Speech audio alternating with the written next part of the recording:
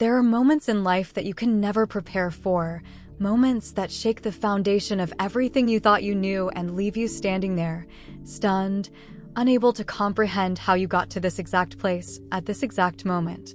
That night, I had no idea that everything was about to change. I had no warning, no hint, nothing that could have prepared me for what my stepfather was about to say. It was late. Too late for conversation, too late for unexpected knocks on my bedroom door. But when I heard the soft rap against the wood, I immediately felt my stomach tighten. Something about it felt different. Off. Hesitant. I hesitated for just a second before responding. "Come in." The door creaked open slowly, and there he was, standing in the dim glow of the hallway, his expression unreadable. My stepfather had always been a man of few words, someone who spoke only when necessary and never wasted time with idle talk. But tonight, there was something in his eyes that unsettled me, something I couldn't quite place. "Are you still awake?" His voice was quiet, careful, almost as if he wasn't sure he should even be speaking. I nodded slowly, sitting up in bed, my fingers gripping the blanket a little tighter. "Yeah, what's wrong?" He exhaled, stepping inside and shutting the door behind him, but he didn't come any closer.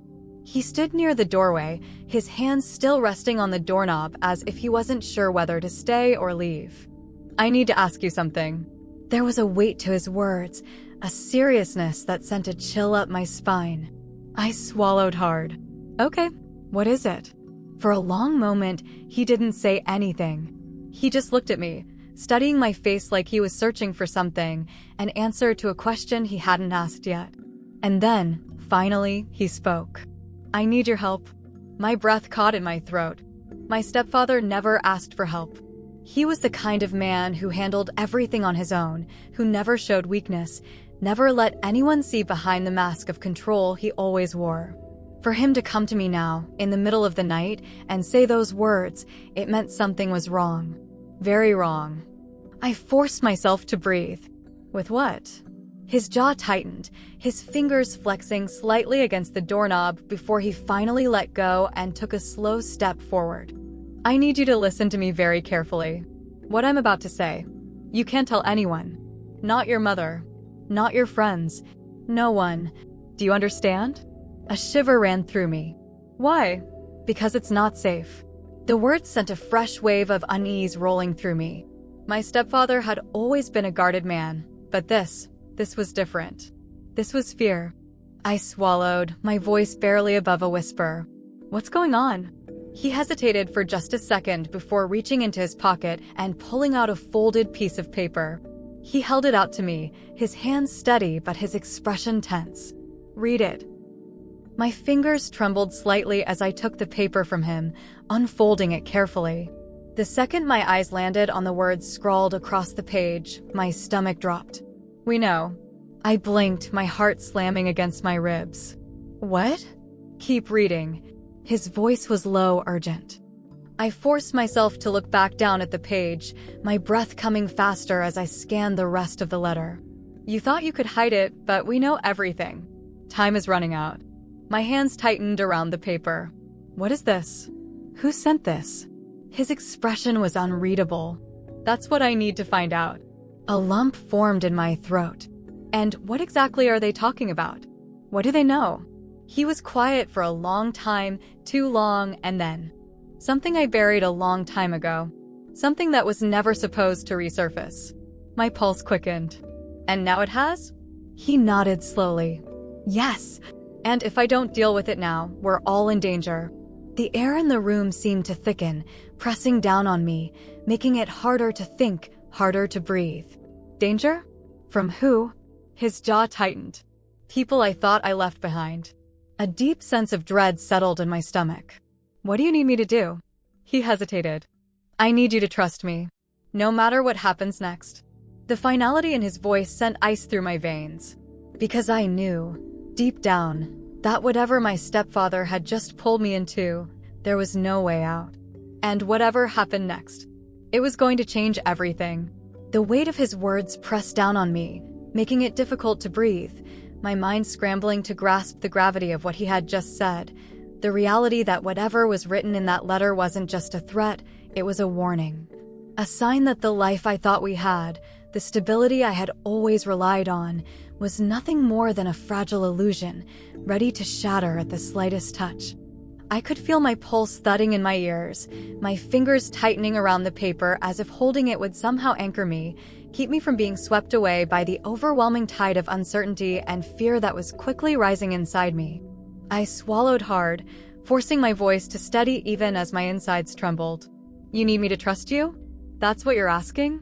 But how am I supposed to trust you when you won't even tell me the truth?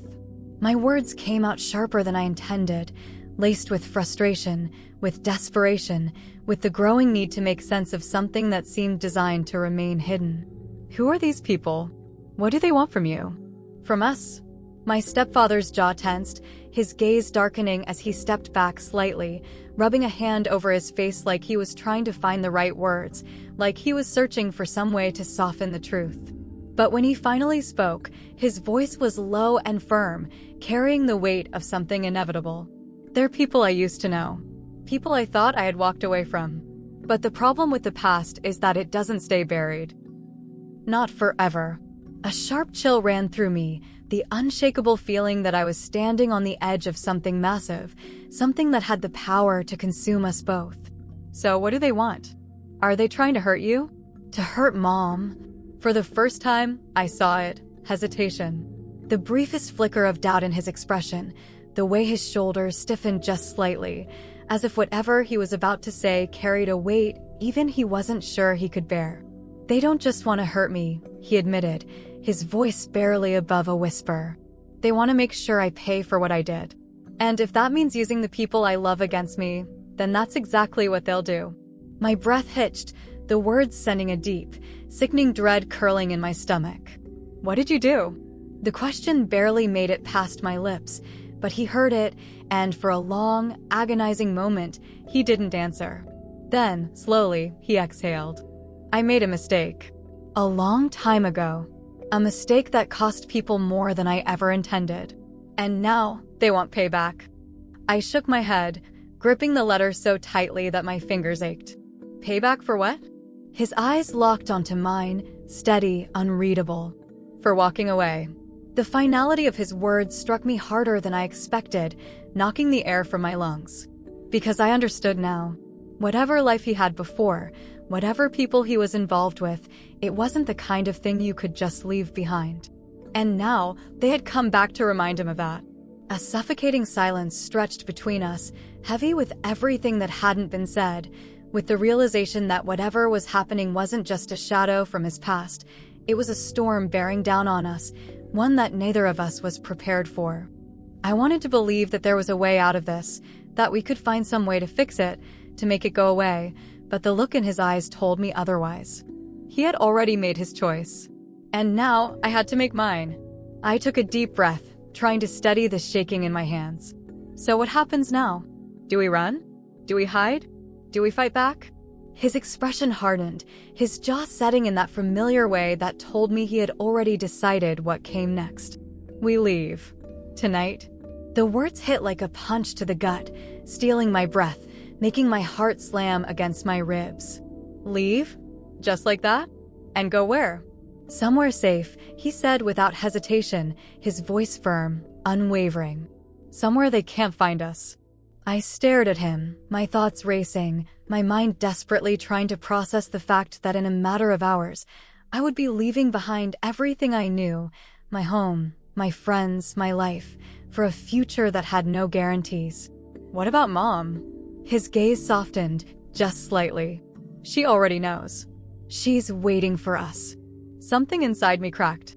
This wasn't just his secret. This wasn't just his past catching up to him.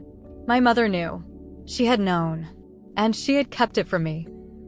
The realization sent a fresh wave of betrayal surging through me, but I forced myself to push it down, to focus on the only thing that mattered now, getting out before it was too late. The minutes dragged on as we packed, moving in silence, our movements careful but quick. My mind raced through every possible scenario, every question I wanted to ask but couldn't afford to waste time on. What had my mother done? How deep were they in? Who exactly was coming after us? But deep down, I knew none of it mattered. We were running. That was the only thing that mattered now. By the time we reached the car, my hands were shaking, my chest tight with the weight of what we were leaving behind. As I slid into the passenger seat, my stepfather started the engine, his grip firm on the wheel, his face unreadable. The headlights cut through the darkness, illuminating the empty road ahead, but in my mind, all I could see was the life we were abandoning, the uncertainty that lay in front of us.